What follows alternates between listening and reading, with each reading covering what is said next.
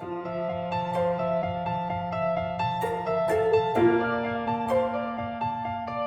I Okay. Yeah, run around back and look in the camera. You see Nana? Can Lori? you see? see? Yeah. Okay, so you're going to be sitting right here close, right? Yeah, you're, Okay. you're in the picture. Yeah, Good. this is what I do. Hello, YouTube. This is Lorelei with Pinky Calhoun and my little friend Pinky, whom you guys see at the beginning and the end of the videos. And this is her Pinky. So I got my Pinky and my Pinky has her Pinky. We are in Oklahoma. I apologize for the cars driving by on the road, but that's what roads are for. So I hope it doesn't mess up the story too much. We are on chapter 20. I think it's episode 23-ish.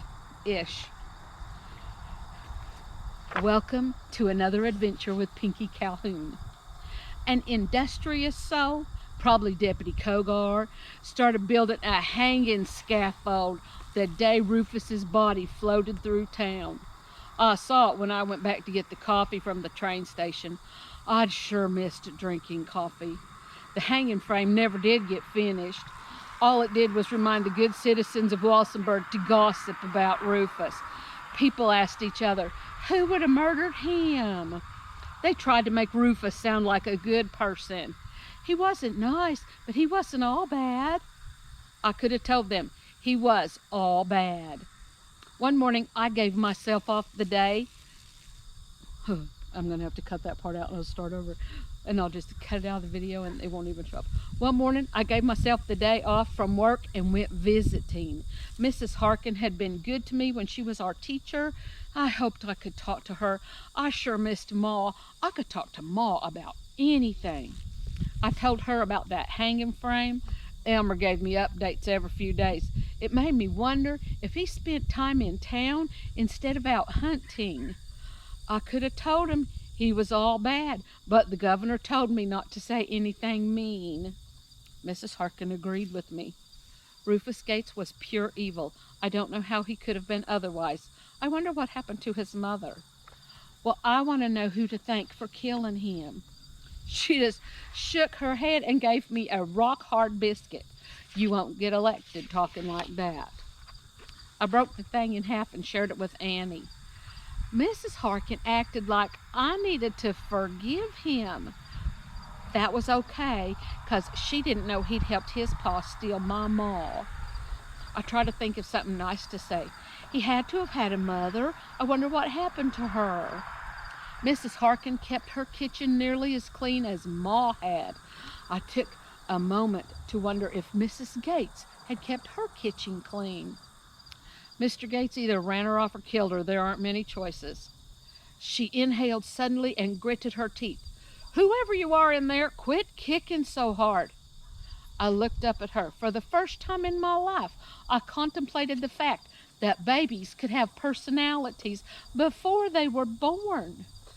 Whoever you are? She smiled. We call the baby Joe. That's short for Joseph. It turns out to be a boy. And it's short for Josephine if it turns out to be a girl. I wonder if Rufus and Letha remember their mother. I knew I'd remember Mama forever. Annie had probably already forgotten her. I'll ask Letha in my next letter. I dropped my biscuit. You write to her?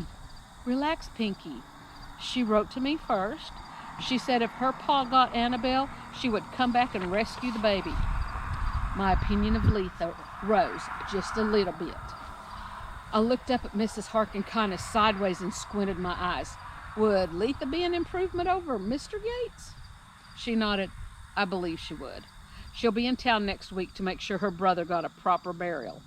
I thought on that. Letha might want Annie back now that she was a little bit of fun instead of all work. I didn't think Elmer would mind if somebody took her away.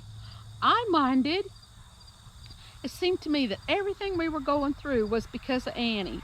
August had come and gone, and September brought cool nights. Pa might have taken us with him if we hadn't had Annie. We could have burnt Rufus at the stake and give him more of a burial than he deserved. Miss Harkin squawked at that, and then she squawked again as Joe got rowdy. Then she grabbed her tummy, and water hit the floor and ran out from under her dress. Go get Mr. Harkin.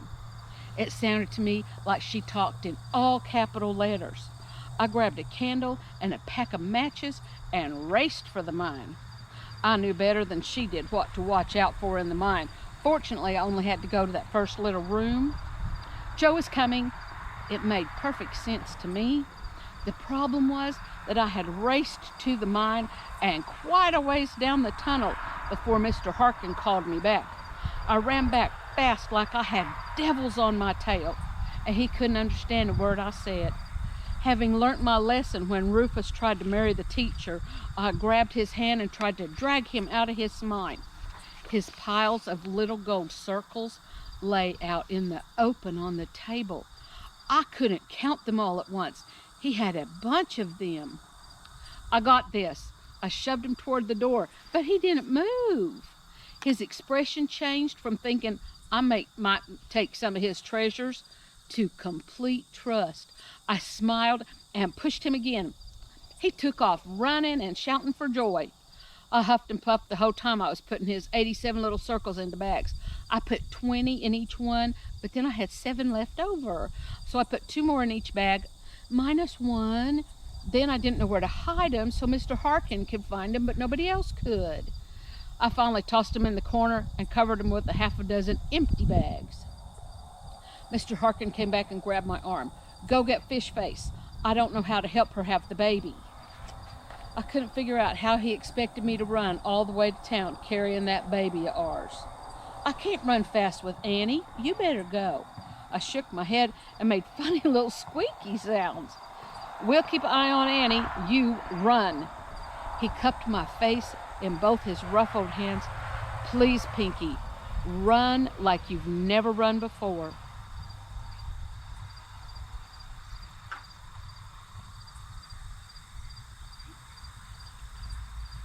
Like a raccoon or a possum or something? Didn't have a tail? Possums look like they don't have tails. Let's finish the story first, and then maybe take the flashlight and shine it that way. Okay. Well, if it runs off, it's because it didn't love us to start with, and that's okay. We'll keep it. Oh, he cupped my face in both his rough old hands. Please, Pinky, run like you have never run before. I ran till I got over the first hill, then I stopped and took off my dress. I couldn't let Mr. Harkin see me in my next to nothings. I ran faster carrying my dress than with it tangling up my legs. I made it to the pile of lumber in the middle of our place before I realized somebody was standing where our cabin used to be. Ma? It had to be a mirage. I'd wanted to see her so bad I'd made her up. I'd done it before at least a dozen times a day. She ran to me and squeezed all the air out of my lungs, hugging me so tight. Until then, I believed I just made her appear because I wanted to see her so bad. But not being able to breathe made me believe. I bawled like a baby. We held on to each other nearly forever. When I could finally open my eyes, I saw the well. That made me think of the water running out from under Miss Harkin's dress. I have to get to town. Mrs. Harkin needs the doctor. She's having baby Joe. I wiggled out of Ma's arms. Ma picked up my red dress off the ground. Put this on. We'll go together. I threw that dress over my head and buttoned it up fast. Even having to reach behind myself, I did a good job. Ma raised one eyebrow to show that she was impressed. I took off running for town. She caught me at the top of the second hill because I stopped to wait on her. Pinky, stop. Ma panted and wheezed. She bent over with her hands on her knees. I haven't been able to run since I left here. They kept me tied up most of the time. I'm out of practice. She breathed for a bit. We aren't going to town. There may not be time. Babies come quick sometimes. I've had a baby, and I helped deliver a few of them. When you're not ready, they come faster. She laughed. The sound of her laughter busted open something inside of me. I hadn't realized how tight I'd been tied up. I couldn't help it. Tears ran down my face like floodwater to a river. We turned around and trotted side by side all the way to our missing cabin, and then walked fast to the Harkins' place.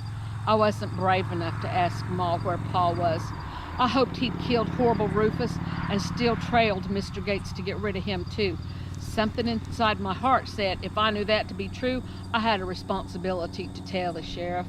I promised myself I would deal with that when I got to be the governor. But with everyone having seen my bloomers, I might never get to be the mayor, let alone the governor. We raced down the last hill, laughing all the way. Mr. Harkin come running out in the yard and grabbed Ma like they was sweethearts. He spun like a tornado, holding her tight. He barely got her feet on the ground before he grabbed her hand and dragged her in the house to help Mrs. Harkin have baby Joe. I followed him in slower. Annie sat on the floor sniffling. She squealed when she saw me. Mama, mama, mama, mama, mama, hold me, hold me. She crawled so fast, I don't think I ever seen her move like that. I scooped her up off the floor. For the first time, I realized Annie called me Mama. Now that I thought about it, I realized she'd been doing it for weeks. I don't know if Elmer taught her or what. I'll take Annie home. It's time for her to eat and take a nap. I'll hang her in the tree while I weed the garden. Mrs. Harkin nodded and tried to talk in a normal voice. It's good that you keep her close to you. That holder you made for her makes it easier. I sling it over my shoulders and carry her around so that I have my hands free to do other stuff. It works great. When she outgrows it, I'll give it back to you for baby Joe. Ma hugged me tight against her chest, and tears ran down both our faces. Ma's voice cracked as she whispered, I didn't think I'd ever see you again. I whispered back, warning her. I didn't either. Mr. Joe. The dog saw that same thing you saw and went over to the other side of the yard probably. Ma hugged me tight against her chest. Tears ran down both our faces. Ma's voice cracked as she whispered, I didn't think I'd ever see you again. I whispered back, warning her. I didn't either. I got spoiled doing things my way. It makes Elmer mad. She jerked back so she could see my face. Is he alive? Well, yeah, he was this morning. He's out pretending he's hunting. He never brings home anything, but he claims he goes hunting. I don't think he could kill anything, not even if it tried to kill him. But he killed those rattlers for me. What rattlers? She tried to talk in a normal tone of voice, but I heard the "we need to talk" come out in her voice. I puffed out air in an unsuccessful attempt to get my hair out of my face. I wanted to watch some snake eggs hatch. So I found a fat mama snake and I stuffed her in a basket. I took good care of her, but she didn't make eggs. She made babies. I argued with our new teacher that snakes aren't reptiles because they don't lay eggs, but evidently the rule about reptiles laying eggs is more of a suggestion and not a law. So when I couldn't watch them hatch, I had Elmer kill them all for me. I'll bet he simply turned them loose somewhere. Ma didn't sound upset about it, but her next question got my attention.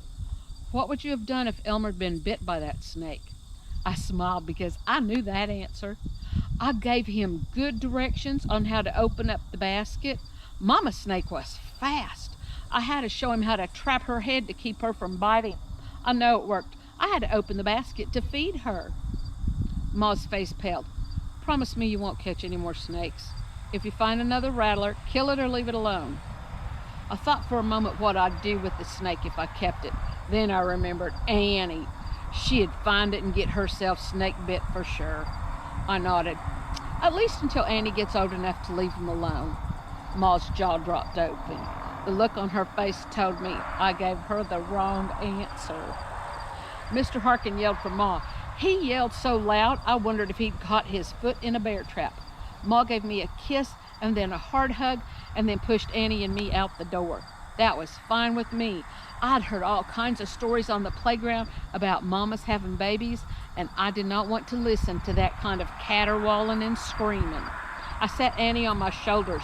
She loved to tangle her fingers in my hair. I hate my hair getting in my face. Annie rubbed her face in my hair like it was a reward for something. We rounded the last corner and I saw the one tree we had left when Annie fell asleep. Her head flopped forward on top of mine and she completely relaxed. I felt her pee run down my back and soak into my dress. I'd be glad when she got old enough to control her mess. I hung her in the tree and started pulling weeds in the garden. Within a minute, my whole body was wet with sweat. I couldn't tell where Annie's pee trail ended and my sweat started. I tried to weed at least 4 rows every day. The garden looked like I hadn't been there in weeks. I didn't figure our baby would nap very long because I hadn't fed her anything before she went to sleep. I got all the way to the end of the first row and she hadn't started bellowing for food. I stood up and stretched my back. I don't know what made me look at Annie, but when I did, fear made the blood in my veins run as cold as snow melt. A huge buffalo sniffed at her. Buffaloes don't eat people. Buffaloes eat grass. I kept telling myself that, but it didn't matter. Buffaloes can kill horses. They can kill cattle. A big one can kill another buffalo. One this size would have no problems killing people. Thank you guys for being here with my little Pinky and her little Pinky while we read you about the other Pinky. Hi, Kevin. Hi, someone in a black shirt. Turn it off. Oh, you can. We love you. StoneCabinAdventures loves you. Pinky would love you if she was real. This Pinky loves you, she's real, but Jesus loves you more. Mwah. Have a wonderful evening, weekend life. Bye.